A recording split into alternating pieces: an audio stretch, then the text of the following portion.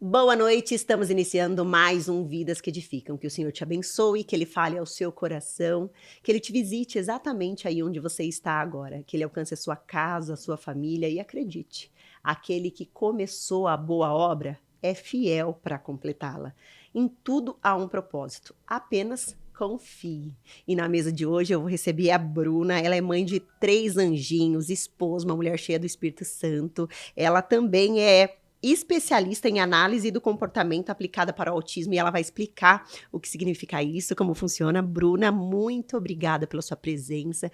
Louvo a Deus pela conexão que Ele fez entre a gente, pelo privilégio de te conhecer hoje, porque eu sei que Ele vai te usar poderosamente nessa mesa para alcançar muitas famílias, muitas mães, para encorajar, para falar de fé, para desmistificar o que as pessoas falam a respeito do autismo. Amém. E para mostrar o propósito do Senhor na sua vida, através dela e através da sua família. Seja muito bem-vinda. Obrigada.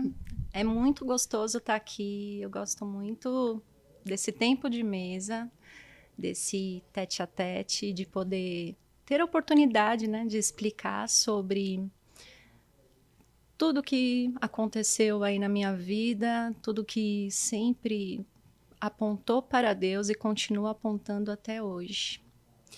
E, bom, sobre a análise do comportamento aplicada, a análise do comportamento, a ABA, ela é uma ciência amplamente robusta e que ela não é uma ciência que trabalha só com o autismo. Ela é uma ciência que trabalha com análise do comportamento em geral. Então, onde a gente encontra comportamentos ruins, disruptivos, comportamentos problema na infância, até mesmo na vida adulta, a gente consegue utilizar alguns conceitos da ABA para poder trabalhar e modificar esses comportamentos. Acontece que nos últimos anos a área do autismo viu que poderia se beneficiar dessa ciência, até mesmo porque uma das principais características do autismo é a alteração do comportamento. E justamente por essa ciência trazer tantos benefícios, independência para muitas crianças que acabam tendo um prejuízo significativo nessa área, então ela é uma ciência que todo profissional que lida com uma criança autista, seja um psicólogo, um fonoaudiólogo, um terapeuta ocupacional, é de suma importância que ele tenha essa capacitação. E eu não sabia, mas eu acabei chegando até essa especialização, mesmo sendo uma mãe, mas uma mãe coterapeuta, que poderia trabalhar as habilidades de atividade de vida diária, por exemplo, dentro da minha casa, utilizando muitos conceitos dessa ciência. A maternidade te despertou para essa profissão, para... Sim. A maternidade. E para esse dom, né? Porque sim, não deixa de ser um dom e uma habilidade sim, que Deus te direcionou para viver. É uma habilidade que, de fato, ela nasceu junto com a maternidade, ela nasceu junto com os diagnósticos. Nada, eu sempre fui uma pessoa que fui voltada para a área de humanas. Sempre gostei dos estudos sobre psicologia, mesmo não tendo formação nessa área, né, antigamente. E foi incrível, porque eu, quando acabei lidando com alguns desafios do diagnóstico, eu fui fazer alguns cursos de extensão para procurar entender, mas eu sempre comecei a ter sede de mais conhecimento. Até porque tudo que os terapeutas geralmente falavam, e explicavam alguns termos muito técnicos que eu não entendia, eu queria entender aquilo, eu sempre fui um pouco curiosa, então eu queria entender, e aí pesquisando eu fui vendo a importância que teria se eu pudesse aplicar aquele conceito dentro de casa, mesmo nas atividades mais simples, né? E é muito incrível como muitas mães mesmo acreditam que é uma ciência só para profissionais de consultório e que não se encaixaria numa rotina normal. Mas depois de estudar tanto sobre isso, foi que eu descobri que sim, a ABA ela é uma ciência que ela tem uma função ainda mais importante, um resultado ainda mais satisfatório para uma criança quando aplicada dentro de casa. E de que maneira que ela pode ser aplicada dentro de casa? Sim, ela pode ser aplicada porque o que acontece? muitos médicos neuropediatras ou psiquiatras infantis, quando algum pai chega no consultório e esse médico ele sabe que aquela criança tem autismo, ele costuma fazer uma solicitação em relatório que é de 40 horas semanais de terapia ABA. Foi até um relatório que me assustou um pouco na época, porque aquele relatório eu pensava, nossa, 40 horas. O que isso significa? Meu filho vai ter que ficar longas horas num consultório? Como é que eu vou pagar por isso? Aonde é que eu acho esse profissional? Mas meu filho não vai ficar cansado? Eu achava que era como se fosse um trabalho infantil, alguma coisa muito Intensa, muito né? intensa. Tanto que na época, há alguns anos atrás mesmo, a ABA ela tinha até uma fama vulgar, posso dizer, de ser uma terapia de cachorro, porque alguns médicos, inclusive eu conheci casos de médicos que falavam que não iam receitar aquilo para uma criança, porque parecia uma técnica onde você adestra um cachorro, que você dá um biscoitinho e tem um comportamento do cachorro satisfatório. Eles tinham essa ideia, porque a ABA tem algumas questões de manejo de comportamento que você trabalha com algumas recompensas. Vou abrir um parênteses aqui, porque nada, um cérebro autista, ele não é um cérebro que vai se motivar como uma criança típica se motiva. Por exemplo, uma criança que já é pequenininho, meu filho de 2 anos, ele fica muito feliz quando a gente bate palma, quando a gente fala, nossa, muito bem, parabéns, você fez isso, olha que legal. Ele já entende aquilo como uma recompensa social, e isso é satisfatório para ele, ele entende que aquilo motiva para que ele repita um comportamento legal. Uhum. Num cérebro atípico, muitas vezes você vai fazer a mesma coisa com a criança, e ela vai ser indiferente. E ela não vai ser indiferente porque ela não gosta de você, porque ela não dá valor. É porque a área do cérebro dela que reconhece a recompensa, não reconhece a recompensa social como algo valoroso. Passa batido naquele cérebro. Uhum. Então, é uma criança que ela vai se motivar por algo mais tangível. E então, muitas vezes na aba, por exemplo, vamos supor, isso aqui é um brinquedo que a criança gosta muito. Durante uma sessão de terapia ou até mesmo em casa, como você perguntou como faria, por exemplo, eu estou treinando essa criança para tomar um banho de forma mais independente. Eu sei que ela consegue, só que ela precisa de um fator motivador para fazer aquilo pela primeira vez sozinha, Um estímulo. com paciência, um estímulo, para que ela entenda que ela consegue fazer aquilo. E quando ela faz, e eu falo, olha, faz, tá aqui, ó, muito bem. Ela entende aquilo como se fosse a palma, como se fosse o muito bem. Uhum. Só que o interessante da aba é que ela não é uma barganha onde toda a vida você vai precisar ficar negociando, recompensando. Ela funciona de uma forma progressiva, onde você vai utilizando conforme a demanda for maior, para um comportamento que é mais difícil. Sim. E conforme a criança consegue, 70% das vezes ela conseguiu fazer aquele comportamento. Eu vou tirando aos poucos. Então, voltando, muitos médicos achavam que isso era como se fosse um treinamento de cachorro. Muitos médicos tinham essa ideia e não iriam validar, e por outro lado tinham médicos que falavam, olha, 40 horas de terapia e se vira, né? E então foi muito interessante entender que essas 40 horas são 40 horas de vida. Essa criança, quando ela acorda, se ela já tem a capacidade de arrumar a própria cama, se ela tem a capacidade de colocar um tênis, se ela tem a capacidade de escovar o dente, qualquer coisa, né? Você tem o pequeno de 3 anos. O que uma criança de 3 anos ela já pode estar fazendo? E o que uma criança típica de 3 anos ela poderia estar fazendo e ela não faz? Então, foram basicamente coisas que eu comecei a fazer em casa e que eu vi surtir efeito. E quando eu comecei a ver que surtia o efeito em casa, eu vi que no Ministério Infantil da Igreja, coisas impossíveis de acontecer começaram a acontecer. E claro, eu não fui a dona desse milagre, mas eu vejo como Deus ele foi trabalhando em mim de tal forma, porque eu vejo que eu não teria forças para tirar, eu não teria condições de poder arcar. E Deus foi assim me trazendo, me dando uma luz de onde eu deveria seguir para ser essa bênção, não só para minha casa, mas para ser na minha igreja e em tantos outros lugares. E como é que foi o seu processo com Deus durante a gestação, durante a descoberta do diagnóstico, até chegar a derramar tudo isso no seu ministério e a compartilhar isso com a igreja, Sim. né? Houve um processo também ao longo desse caminho. Qual foi?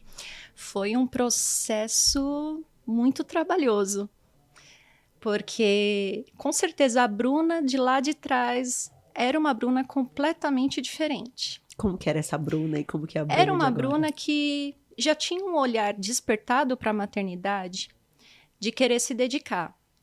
Então, quando eu fui ter a minha primeira filha, eu já tinha um combinado com meu esposo de que eu iria abrir mão de trabalhar fora. Pelo menos nos primeiros anos, eu queria estar diretamente ali com ela.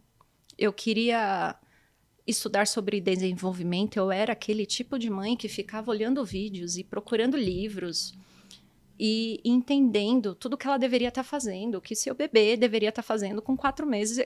Eu sabia, eu sempre estava em alerta com tudo isso. Então, eu pude dizer que eu curti muito a maternidade. Só que o que acontece com aquela Bruna? Aquela Bruna, ela tinha um foco, e hoje eu vejo que ela tinha um problema muito sério no coração, de achar que ela tinha direito.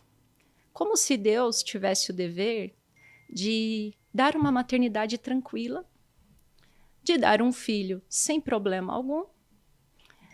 E até é muito duro o que eu vou falar, mas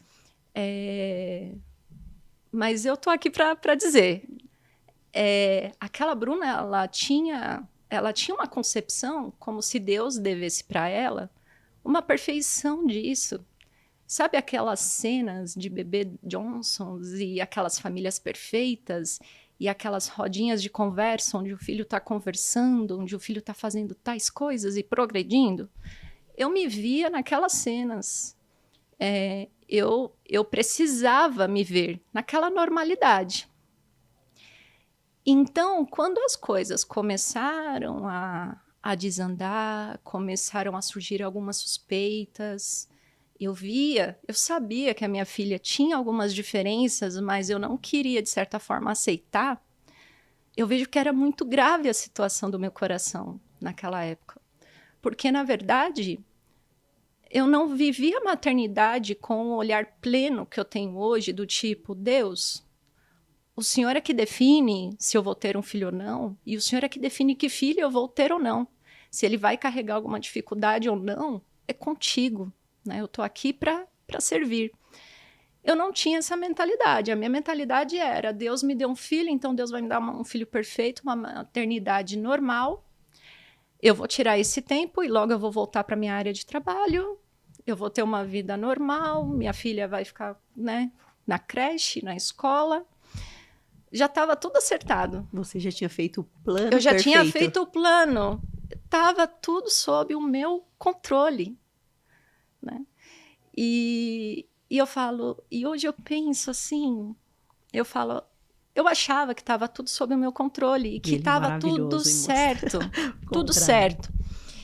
Tanto que, mas eu falo, ainda assim, Deus derramava sua graça sobre mim, porque eu era uma pessoa que estava na igreja, eu tinha as funções, eu orava, eu lia a Bíblia, mas eu posso dizer que eu era como, imagina, vou fazer uma analogia, imagina um lugar bonito, onde tem turistas e tem moradores locais, e você vai nesse lugar e tem lá um guia que vai te apontar os melhores lugares, vai te apontar, o guia conhece o lugar, ele vai te mostrar muitas coisas.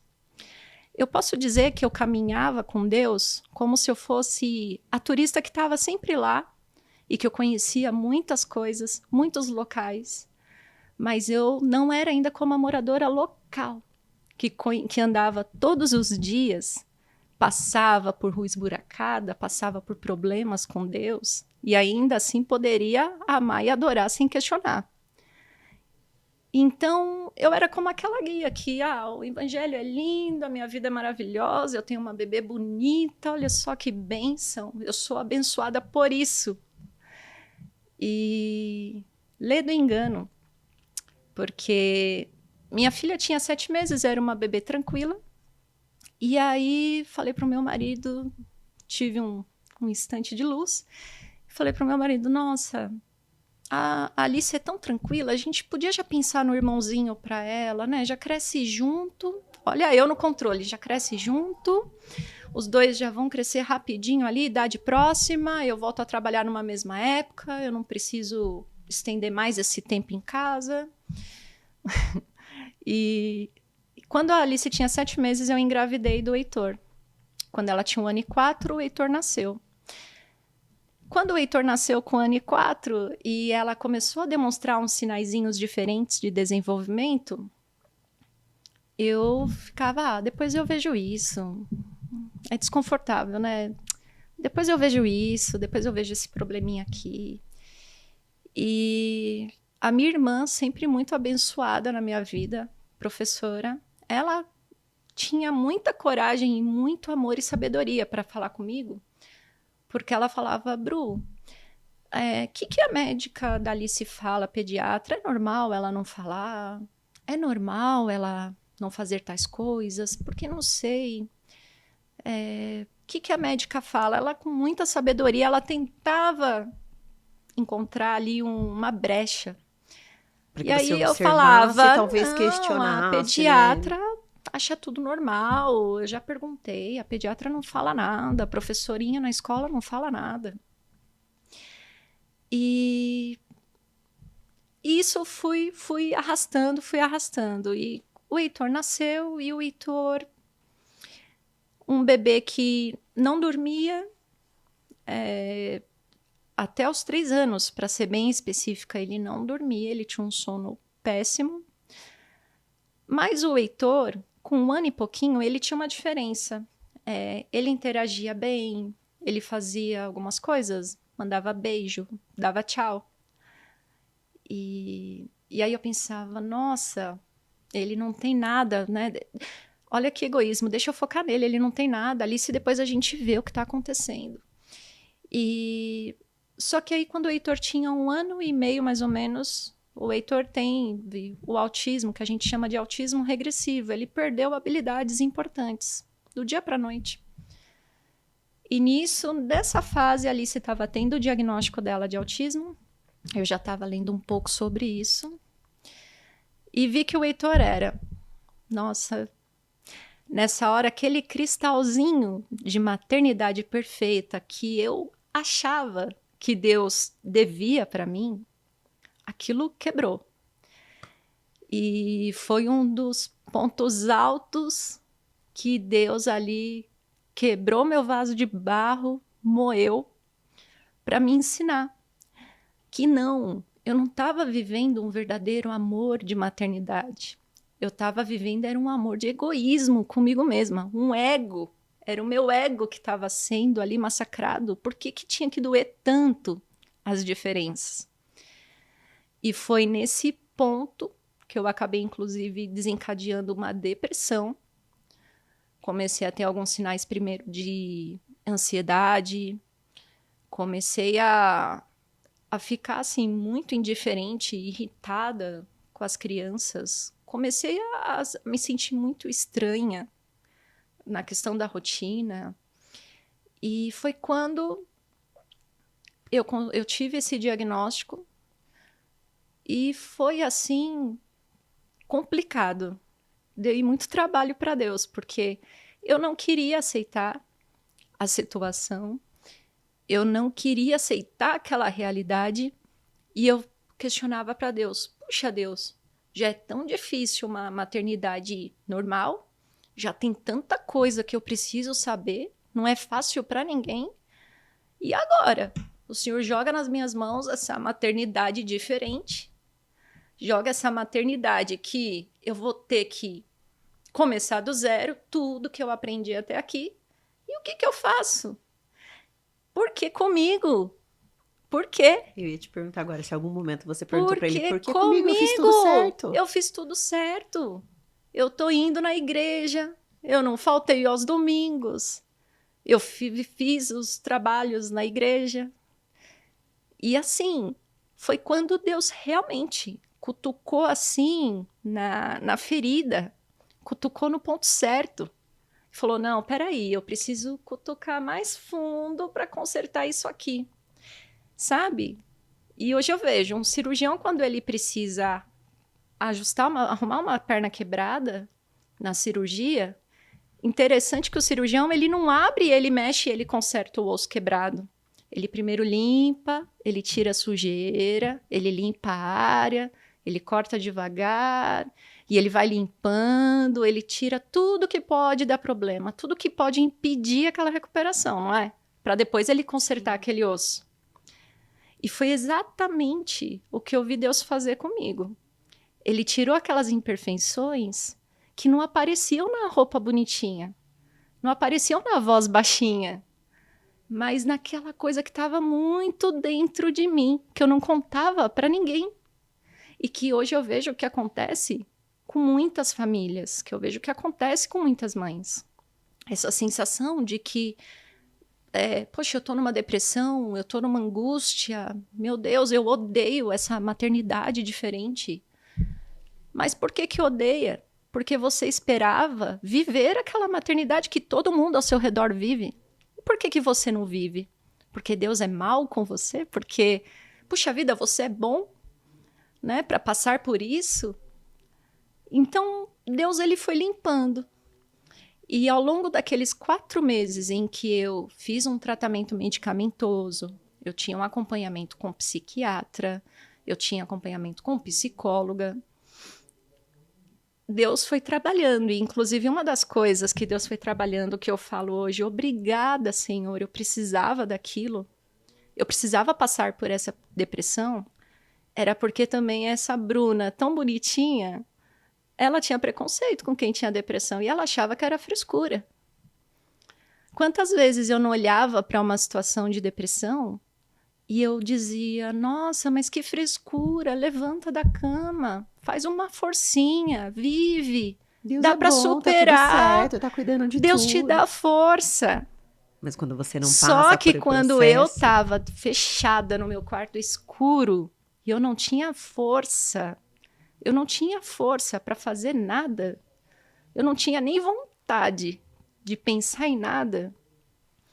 Foi quando isso me permitiu que hoje eu pudesse sentar ao lado de pessoas completamente machucadas para poder dizer, olha, eu sei muito bem o que você está sentindo, mas eu tô aqui para te dizer que Deus, ele é tremendo.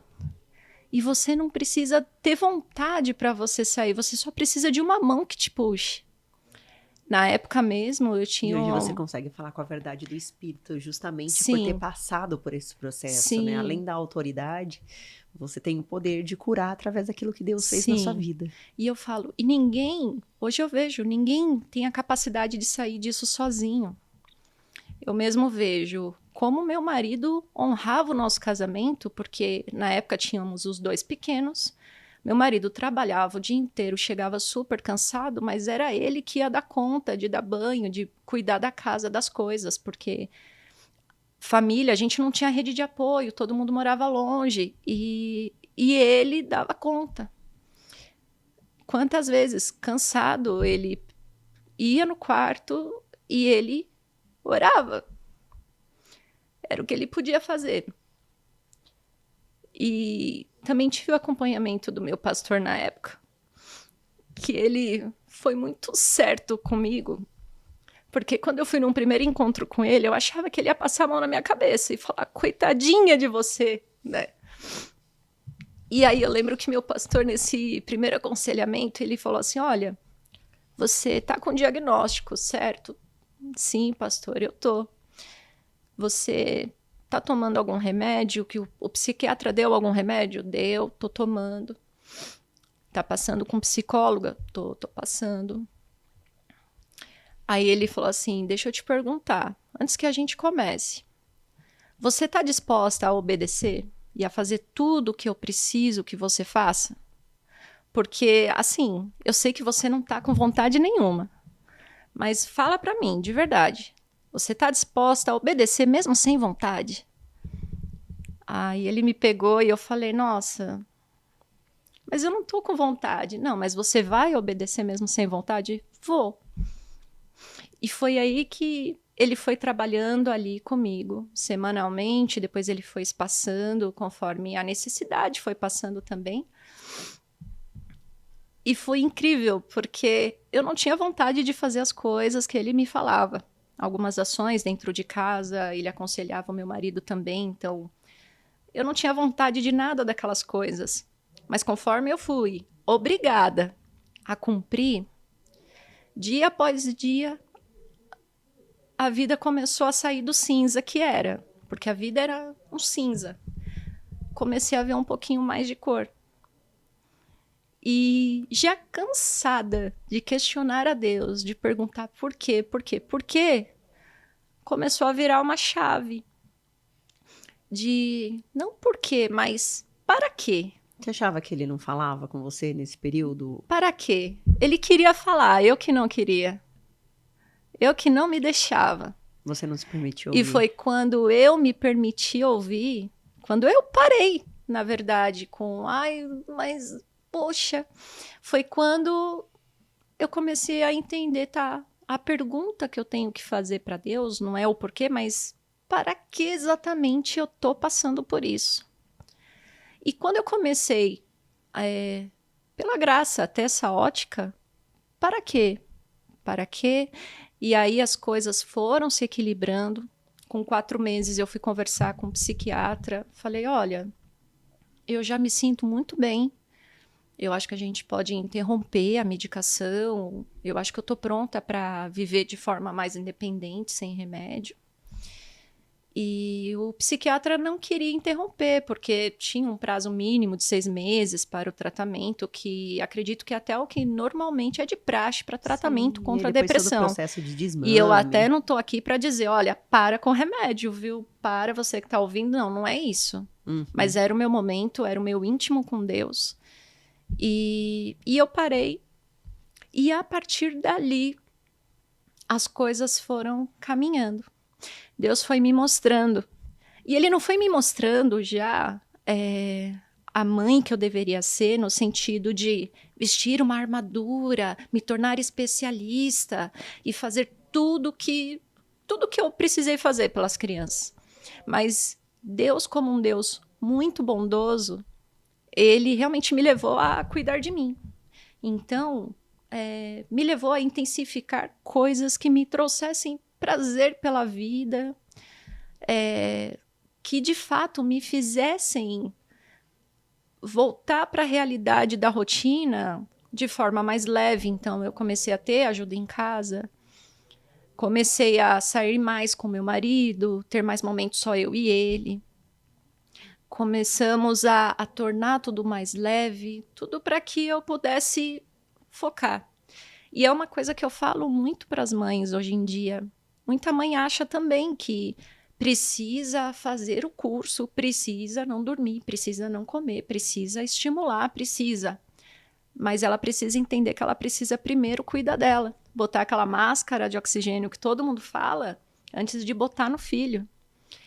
E esse foi um período que, então, eu pude olhar para mim e quando eu vi que, sim, eu estava em condições de pegar toda aquela armadura e de me munir, né, de tudo que eu precisaria saber, então, cursos, horas e horas sobre livros e tudo mais, foi que foi a virada e aí eu peguei esse papel de co-terapeuta. Que aí eu comecei a estudar, e aí entrei nessa fase de começar a ter muita sede, de, puxa vida, mas isso aqui tá pouco, eu quero mais. E fui estudando, até porque, como eu tinha 2 crianças com perfis totalmente diferentes, então eu pesquisava um pouco sobre o perfil da minha filha, eu queria saber um pouco mais sobre meu filho, mas minha filha me puxa um pouco mais para cá. E isso, ao invés de se tornar um peso, foi se tornando um alimento. Um alimento para que eu pudesse ver as coisas acontecendo que eu tanto queria que acontecesse. E foi muito interessante porque essa trajetória foi assim, cheia de tropeços e de dores, mas é o que eu te falei no início. Foi o que me levou com que eu me sentisse a moradora local com Deus. Onde eu vi aquelas ruas mais feias, eu passei por vales, eu passei por situações, mas eu posso dizer que eu conheço. Eu não era como uma turista que olhava o evangelho bonito e o Jesus bondoso que me dava tudo. Não. Na verdade, Jesus estava me dando tudo. Mas o tudo com Jesus é exatamente isso. É a aflição na pele, é o espinho na carne que vai me fazer manifestar o amor para o próximo, o amor que ele mesmo pede que a gente faça. Você ama ele pelo que ele faz ou pelo que ele é? Pelo que né? ele é. E ele nos ensina. E o que ele me faz ser. Sim. Não ter. Uhum. Então eu falo, as minhas concepções da juventude, de status, de buscas e coisas. Hoje eu falo, eu me sinto a pessoa mais feliz do mundo e próspera. Porque quando eu vejo uma pessoa que eu ajudei, uma família que parou de chorar, uma família que conseguiu ajustar a vida do filho, eu falo, é essa riqueza que transborda, é isso que faz o meu coração queimar. Não é as coisas que eu achava que na juventude me trariam felicidade. Então eu falo, é esse Jesus que eu aprendi a conhecer depois de tanto sofrer. É esse Jesus que de fato me levou a manifestar o amor que ele mesmo trouxe para mim. Em que momento, depois de sair desse vale, você se tornou ponte para outras famílias? Esse momento ele demorou para chegar porque passei muito tempo envolvida com as crianças. Foi uma época, de fato, posso até com exatidão dizer que foi aí um ano bem intenso com eles, entre as paredes da minha casa. E depois desse um ano foi quando eles voltaram a ter um suporte maior de uma equipe de terapeutas e foi quando eu comecei a perceber uma necessidade maior na minha igreja, que foi o pontapé inicial para essas mudanças. E foi até uma experiência muito interessante, porque nesse um ano muito intenso, onde eu estava com os cursos, eu estava crescendo em conhecimento desses conceitos e práticas, foi interessante porque eu vi algumas dificuldades na minha igreja, mas eu era de um ministério que não tinha a ver com o ministério infantil.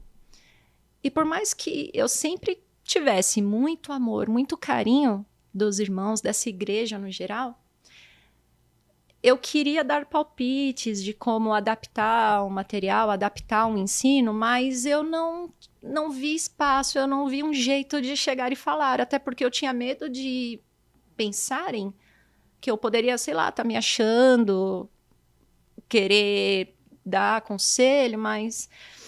E aí eu comecei a orar para Deus.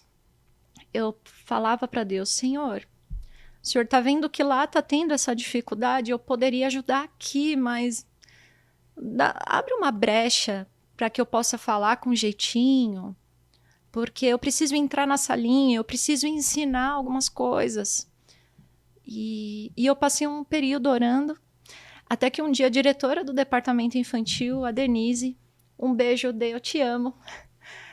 A Dê, ela ligou para mim, ela falou, Bru, preciso falar com você. Preciso dizer que tem um tempo eu estou muito incomodada porque eu sinto que a gente não está sendo suficiente para as crianças, né? A Alice tem dificuldade, o Heitor tem muita dificuldade, sabe? Quando você fica, puxa, mas precisa de uma ajuda. Aí ela começou a ficar com o coração apertado porque não sabia como ajudar. E ao mesmo tempo ela começou a orar, Senhor, dá uma solução, dá uma luz. E foi interessante que ela pensou exatamente isso, Bruna, e Deus tocou no meu coração para que eu falasse com você, para te chamar, para você vir para o departamento infantil e ensinar o que você está fazendo aí na sua casa e, de repente, o que você pode fazer aqui. E foi a resposta. E foi a resposta. De tanto tempo que eu e ela, a gente passou com o coração apertado. Uhum. E foi assim, de arrepiar, porque quando eu entrei no departamento infantil e levei aqueles reforçadores e ficava no banquinho, agachada com meu filho, 3, 4 anos de idade, porque ele não conseguia sentar e fazer uma atividade, eu falei, não, ele consegue. Olha só, e aí os auxiliares, os professores ficavam olhando como fazer, e aí eu ensinava sobre essa progressão de estímulo, ensinava como retirar, e toda essa adaptação. Todo mundo falava assim, nossa, é de arrepiar, porque como que uma criança que não faz isso consegue fazer e de forma tão simples, né?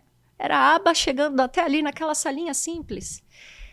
E foi bem interessante, porque depois disso começou a se espalhar um pouco sobre, nossa, olha só, né?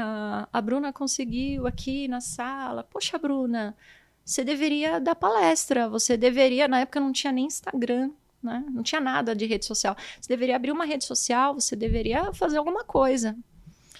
E na época eu abri o Instagram. Aí foi quando, ainda um bom tempo depois de abrir o Instagram, de mostrar algumas coisas no Instagram, aí eu recebi um convite de dar palestra para uma escola, porque também tinham professoras que tinham casos de autismo e que não tinham a mínima ideia de como fazer ali com os alunos. E foi muito interessante, porque mesmo na escola das crianças, as professoras, as diretoras começaram a falar assim, olha, estamos numa reunião, você poderia conversar com aquela mãe? A gente acabou de descobrir que o filho dela tem autismo e ela está perdida, ela não sabe o que fazer. E você Você fez tem sua... como conversar com ela? Então, várias vezes no banquinho da escola, vamos lá, vamos conversar, né? Conta para mim como é que tá a situação. E nos parquinhos da vida, via uma criança, e viam os meus filhos, e eu falava dos meus filhos, e puxa, conta mais dos seus filhos. E até teve um caso que me chamou, 2 casos que eu quero dividir, que me chamaram muito a atenção, porque nesse meio todo, teve uma amiga minha que tem 3 filhos e o filho mais velho dela hoje está com seus 16 anos, mais ou menos. E ela falando, Bruna, nossa, que legal que você abriu o Instagram e você está estudando tanto, deixa eu te falar uma coisa. Meu filho, eu acho que ele tem autismo. Só que eu estou preocupada porque eu não sei como ter acesso a um profissional que de fato faça o diagnóstico, é só uma suspeita, mas é preocupante, porque esses dias ele falou assim para mim, mãe, eu peguei uma faca porque eu queria perguntar para Deus por que eu sou diferente. E ela falou, Bruna, eu estou numa situação grave e eu não sei para que lado que eu vou. Então eu pude sentar com essa minha amiga, pude conversar com ela a respeito de algumas questões do comportamento, que claro, eu não sou a psicóloga dele, mas falei para ela, olha, sobre a atenção, sobre a vigia, sobre algumas questões sensoriais que poderiam estar interferindo, conversa que ela poderia ter na escola, como ela iria conseguir um médico, o prazo, porque hoje em dia também tem muito disso, os convênios que enrolam com prazos. Então, não, o convênio não tem que te enrolar com prazo. Você tem esses direitos. E a situação se resolveu. Ele descobriu que era autista, começou a medicação, tratamento com terapia, e o menino está bem. Glória a Deus. Teve outro caso também de uma mãe que, na clínica onde os meus filhos faziam terapia, ela olhava para eles e falava, nossa, que bênção, né? Que eles falam, que eles fazem tantas coisas, coisas que eles nem faziam e nem falavam. Ai, eu queria tanto que meu filho fosse assim. E o menininho dela com uns 3 anos. E eu falei assim, mas tem esperança, porque o Heitor com 3 anos não falava, né? Tinha algumas questões aí. E, nossa, foi uma baita evolução que ele teve. E ela, sério, mas o que você fazia em casa? E aí eu comecei a contar. E ela falou assim, nossa, eu tô tão desesperada porque o meu filho bate a cabeça na parede que sangra. Porque a irmãzinha menor grita, ele entra em crise, ele bate, bate, bate até machucar. Eu não sei o que eu faço. E comecei a falar para ela, dividir ali muito de perto algumas coisas que ela poderia fazer. E aí ela falou, não, eu vou seguir isso, eu vou seguir e vamos ver o que acontece. 3 dias depois, ela me encontra na clínica de novo e ela fala, Bruna, eu tô chocada, porque eu comecei a fazer essas coisas e meu filho parou de bater a cabeça, que a professora na escola perguntou se eu tô dando algum remédio para ele. E por que eu trouxe esses 2 casos? Porque eu falo, quando eu escuto, olha, meu problema, né, cessou. Olha, meu filho parou de bater a cabeça que estava sangrando. Eu falo, esse é o tesouro. É por esse menino, é por aquele adolescente que eu precisei sofrer, que eu precisei estar na cama e ver tudo cinza, e que eu precisei debruçar sobre livros com os meus filhos. Mas é sobre isso, é esse tesouro que Jesus trouxe para mim. Não era o porquê, era o pra quê. Não era o pra quê. E tá aí E pra eu quê. falo, e graças a Deus, hoje eu vivo a plenitude desse amor. Glória a Deus. Porque eu falo assim, se de repente eu tivesse tido aquela maternidade que a Bruna lá de trás estava planejando, provavelmente meus filhos estariam sem problema na escola, eu estaria na função do meu trabalho, eu não estaria me importando com essas vidas. Eu não estaria fazendo nada pela vida de ninguém, a não ser pelos meus filhos, e olhando para o meu umbigo. E eu penso, Senhor, que grave o lugar de onde Deus me tirou e o que eu poderia estar fazendo. E eu poderia estar lá, louvando a Deus todo domingo, vivendo a vida como muitas pessoas vivem. Então eu falo, hoje em dia, o que eu mais gosto, até o pastor Cristiano fala assim, Bruna, mas palestra é interessante porque você chama atenção para o tema. Eu falo, mas sabe que eu não sou muito fã de palestra? Eu dou, eu faço, não é o problema, eu gosto. Mas sabe o que queima meu coração? É sentar do lado de alguém que está chorando. É sentar do lado de alguém que está realmente sofrendo e não tem muitas vezes condições de pagar uma consulta ou de ter um médico ali de prontidão para atender e resolver o problema. Então eu penso hoje, a minha riqueza, a glória e o amor de Deus que eu vejo e que eu sinto é exatamente quando eu estou do lado dessas pessoas. E eu falo, não tem nada que faça o meu coração queimar quando realmente eu posso ser essa ponte, eu posso ser esse pequeno instrumentinho nas mãos de Deus para poder mudar. E como eu falo para o meu marido mesmo fala, nossa, uma vida que ajuda já tá feito, né? E eu penso, justamente, uma vida que modificou, uma vida que se alterou, é tudo que eu preciso, é o sentido da minha vida e da minha adoração a Deus. Bruna, eu queria aproveitar esse momento e te pedir, então, para falar com quem está em casa, quem vai nos assistir.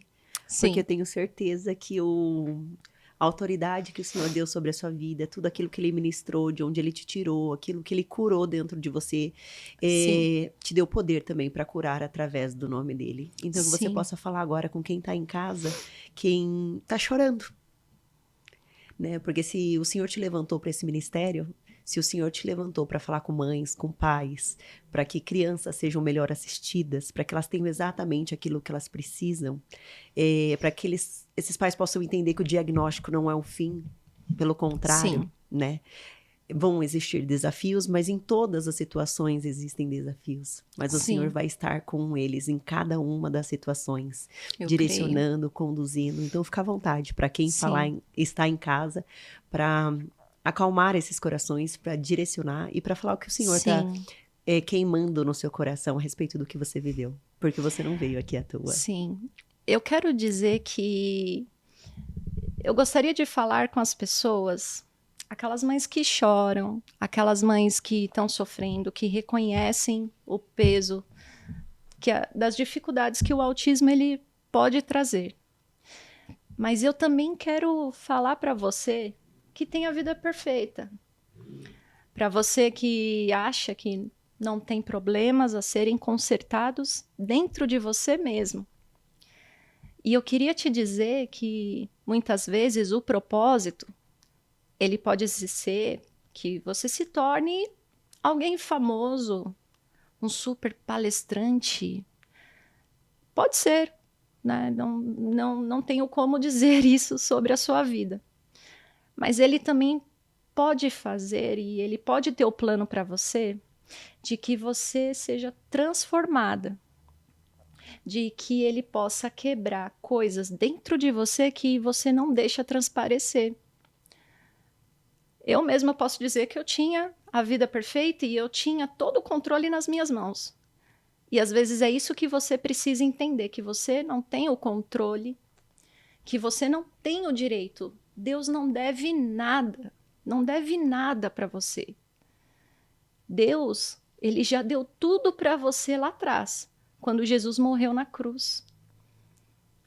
E a gente deveria levar uma vida onde a gente tem que entender que a gente não tem o direito de exigir nada de Deus. E que tudo que acontece na nossa vida é para a honra e glória de Deus. Amém. Tudo. Algumas pessoas podem achar que estão pagando karma, que estão pagando questões de outras vidas. Nada do que a gente faça, a gente pode pagar algo para Deus. Nada. A gente só precisa entender que Ele já fez tudo. Jesus era o único que poderia pagar as nossas pendências com Deus. E tudo que a gente precisa fazer é limpar os nossos óculos, é tirar essa ótica que a gente tem. Então, mesmo você que tem a vida perfeita, que tem todo um planejamento de 5, 10 anos, de como você vai estar daqui nos próximos anos, saiba que muitas vezes Deus precisa curar isso dentro de você. Deus precisa tirar a sua preguiça, Deus precisa tirar o seu comodismo, porque sim, eu falo até com meu marido, graças a Deus essas coisas aconteceram, porque será que a gente teria estudado e se esforçado? Muito com certeza não. A gente tem essa tendência, não é? De se acomodar na circunstância. Às vezes uma circunstância boa, a gente fica bem, não se move e muito menos olha para o outro. Agora, se Deus precisa mexer isso com você, é o seu íntimo com Deus. Ore, busque essa intimidade. Não seja como o turista que olha o evangelho, olhe para a Bíblia e escute pregações só de coisas bonitas, só de passagens sem problemas. Isso não é o verdadeiro evangelho. Talvez você precise ser um morador local, que para conhecer a Deus precise passar por algumas ruas ruins, alguns desertos. Eu não sei, talvez você precise quebrar algo dentro de si. E talvez esse seja o grande propósito de Deus para você. Quando você tem noção dessas coisas, é quando você consegue viver plenamente uma vida, não sem problemas, porque todos nós temos. Eu continuo estudando muito e com vários desafios. Mas hoje, apesar de tantas demandas, tantos desafios, isso permite que eu viva de forma plena com Cristo. Que se amanhã uma tempestade cair, glória a Deus por isso, para que eu preciso dessa tempestade? Essa virada de chave, essa transformação da minha vida, inclusive, aconteceu para eu ter o meu terceiro filho. Porque uma das coisas que acontecem com as famílias, que eu já escutei muito, é dizerem: eu tenho um filho, mas eu queria ter mais. Nossa, eu tinha um sonho de ter mais, mas eu não vou ter, não. Vai ser outro autista, vai ser, não, eu não dou conta de 2. Eu vivi isso por muito tempo também. Só que quando Deus também quebrou meu coração, quebrou esse preconceito de achar que 2 filhos autistas eu poderia manter o controle de 3, não, mais uma vez ele quebrou coisa em mim, quando eu já tinha passado por tanto. E hoje eu falo com 3 filhos, o Bernardo veio, o caçula, Se ele viesse autista, nível 3 de suporte, se ele viesse, até a minha sogra brincava, pode vir até autista que vocês vão saber lidar bem. Não é aquela coisa de, ai, não, o médico falou, não. Em momento nenhum você ficou com temor, medo, qualquer coisa nesse Antes sentido do Bernardo, eu ainda fiquei um tempo. Meu marido tinha um sonho de ter mais filhos, eu falava, não, sou eu que mando. Não, olha só o duro que eu dou com 2 aqui, eu já tô adaptada, mas eu não dou conta de 3. E o terceiro tem chance de vir. Não, como a gente vai fazer? E a virada foi que um dia, orando, Deus tocou no meu coração e questionou, você então decide que não. Você está controlando. Você está controlando. Eu tenho uma tendência e você está controlando. Será que, de repente, você não está fazendo a minha vontade, você está pensando só em você? Então, quer dizer que você não está curada, né? Seus filhos, tanto... Aí Deus começou a me relembrar. A gente, às vezes, precisa se lembrar de alguns milagres que Deus já operou, né? Trazer à memória aquilo que te dá esperança. E Deus começou a me lembrar de todas as barreiras que meus filhos conseguiram passar. Começou a me lembrar de tantas coisas boas dessa evolução. E é como se Deus falasse, do que você tem medo? Se vier um outro filho e ele for passar pelo mesmo, é o mesmo Deus que pode ajudar do mesmo jeito. Eu sou o mesmo ontem, eu sou o mesmo eu sou hoje, o mesmo. eu sou o mesmo. Por acaso eu seria um Deus diferente que não vou estar presente? E meu marido e eu entramos numa época de oração, pensando se realmente seria da vontade de Deus mais um filho ou não. Meu marido já estava certo, ele queria. Eu que precisava ser trabalhada e quebrar mais um pouquinho. De repente, Deus fritou meu coração de tal forma que eu comecei a olhar para uma nova maternidade com uma ótica totalmente diferente do que eu tinha. De pensar, puxa vida, então pode vir o que o Senhor quiser mandar, né? Porque eu sei que se for uma situação crítica, Deus vai dar um jeito. Se for mais uma situação, eu aprendo de novo e vamos. Então, o Bernardo, eu posso dizer que ele não é só o Bernardo, o terceiro filho, mas ele é a resposta de Deus na nossa vida de que a gente perdeu esse medo. Eu acho que e que eu também... soltei o volante e as pessoas falam, nossa, mas e o risco, né? Eu acho que é a resposta do cuidado, do amor, do favor e da prova de que Deus está no controle de todas as coisas. Basta que nós confiemos e dependamos dele com obediência. Sim. Eu acho que é um pouco disso, né? Sim. E Bruna, a gente está indo para o fim já da mesa, passou bem rapidinho. Quem é Jesus hoje na sua vida, depois de toda essa transformação? Jesus, ele é a vida. Ele é a vida. E eu não poderia viver sem as coisas que ele operou em mim. E que ele com certeza vai continuar operando. Porque o dia que eu creio que ele operar em 100%, eu não precisarei mais estar aqui. Então, hoje ele é esse volante na minha vida, ele é essa direção, ele é o capitão.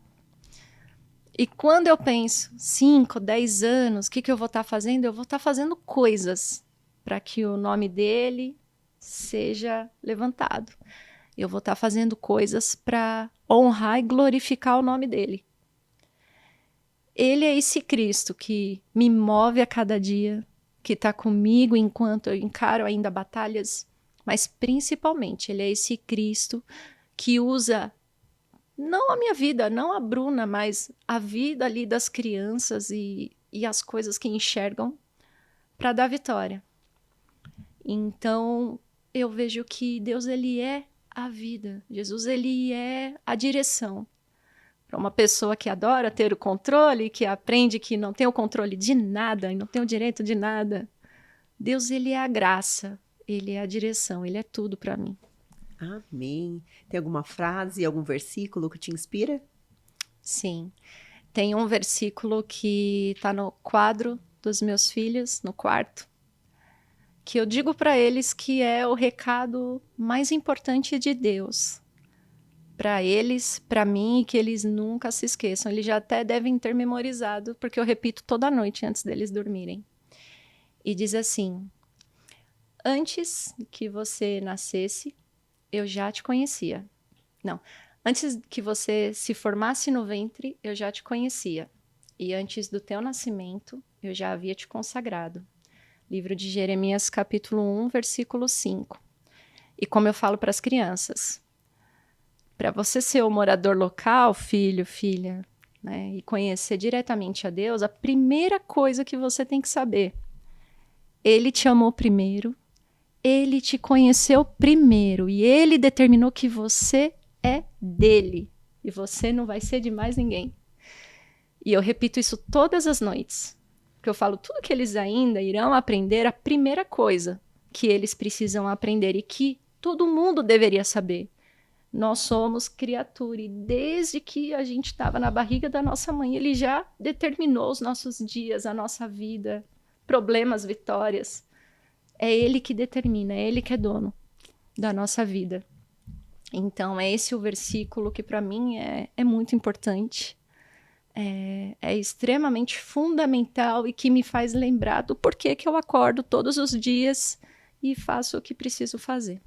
Bruna, muito obrigada pela sua participação na Mesa do Vidas. Que Deus continue te abençoando grandemente, que Ele abençoe os seus filhos, que Ele abençoe a sua família, Amém. que Ele abençoe o seu ministério, que Ele prospere cada vez mais na sua vida, aquilo que Ele tem queimado no seu coração, que Ele te use grandemente e poderosamente para alcançar muitas casas, muitas Amém. famílias, que todo o conhecimento que Ele te deu seja para transbordar aqui na terra a graça, o favor, a misericórdia dele. Amém. Que o seu testemunho sirva de inspiração e de fonte de esperança, queime no coração de cada uma das pessoas que estão assistindo, para elas entenderem que o controle é dele, que é ele quem controla todas as situações, que nós temos planos, mas os deles são melhores e maiores, que nós fazemos planos e que nós sonhamos, mas ele pensa infinitamente mais e sonha infinitamente mais do que a gente, porque ele nos amou, porque ele nos formou, porque ele nos conhece mais do que a nós mesmos, né? Então, ele nunca perde o controle, ainda que nós perdamos. E o poder dele se aperfeiçoa justamente na nossa fraqueza. Sim. Quando a gente se faz fraco, ele se faz forte, porque quando a gente diminui, quando ele a gente cresce. Entende isso que está na palavra, é a prática desse versículo, né? Então, eu acho que você passou por tudo isso. Então, que o Senhor continue queimando e falando grandemente ao seu coração. Eu louvo a Deus pela sua vida e pela oportunidade que nós estamos tendo nesse dia aqui hoje para louvar, para exaltar e para glorificar o nome dele. Eu creio na conexão, no direcionamento dele para que essa mesa acontecesse e para que vidas sejam alcançadas através desse podcast. Então, que Deus te abençoe grandemente mais uma vez. Muito obrigada, viu? Amém. Eu que agradeço. Foi muito gostoso, passou muito rápido. Mas eu agradeço pela oportunidade de dizer essas coisas que normalmente não se tem em palestra, não se tem em conversas mais fechadas, né, com algumas pessoas. Mas eu quero agradecer, porque sim, a gente precisa levantar esse alerta de nos tornarmos realmente, verdadeiramente íntimos com o Pai. Sim. Porque quando isso acontece é quando a gente consegue entender a alegria. Deus não promete a felicidade, mas Ele garante, né? A alegria. E quando mesmo diante de circunstâncias, a gente aprende a caminhar com essa alegria, com essa confiança, qualquer coisa pode acontecer. Sim. Estamos bem. Então, que Deus abençoe a cada um que está ouvindo, que Deus abençoe muito a sua vida. Amém. Esse é um projeto maravilhoso, que o Senhor possa ser visto, possa ser alcançado por cada vez mais pessoas. Amém. Porque isso precisa ser visto, isso precisa chegar a muitos lares. Aleluia. Em nome de Jesus. Glória a Deus. Amém, amém. Eu tomo posse em nome de Jesus. Amém. Estamos encerrando mais um Vidas que Edificam. Se essa mensagem tocou o seu coração, ou pode falar ao coração de alguém que você conhece, envia para mais pessoas, envia no grupo da família, dos amigos. Vamos fazer a mensagem de Jesus chegar cada vez mais longe. Não esquece de curtir, de comentar, de se inscrever no canal, ativar o sininho para que você seja notificado a cada nova mensagem que nós temos aqui no Vidas que Edificam. Toda segunda-feira, às 8 horas da noite, tem episódio novo, então vai compartilhando, porque tem uma mensagem especial para cada uma das pessoas e o Senhor se manifesta de maneira especial e diferente a cada semana.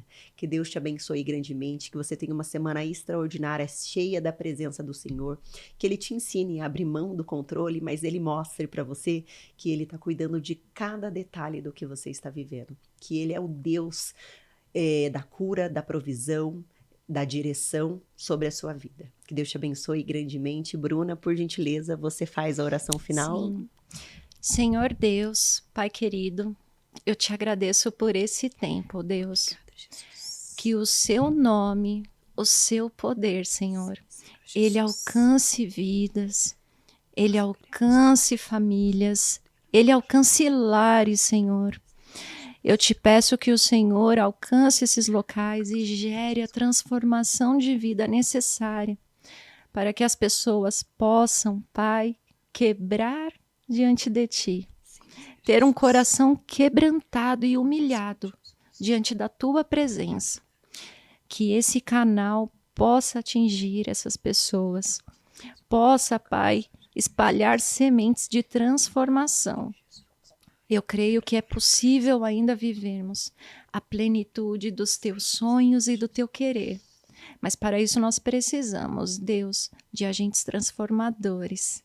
E esse é um canal que o teu nome realmente, Senhor, vai atingir e vai chegar a essas vidas. É o que eu te peço em teu nome e é o que eu também te agradeço, Pai, pelo tempo que o Senhor prometeu, pelo tempo que o Senhor fez acontecer. Que o Senhor traga cada vez mais, Senhor, essas bênçãos e possa, Pai, trazer as provisões. Que o seu nome seja honrado e glorificado, Senhor, eternamente. Por isso eu te agradeço e te peço, Pai querido, em nome de Jesus. Amém. Amém. Deus abençoe e até a próxima semana.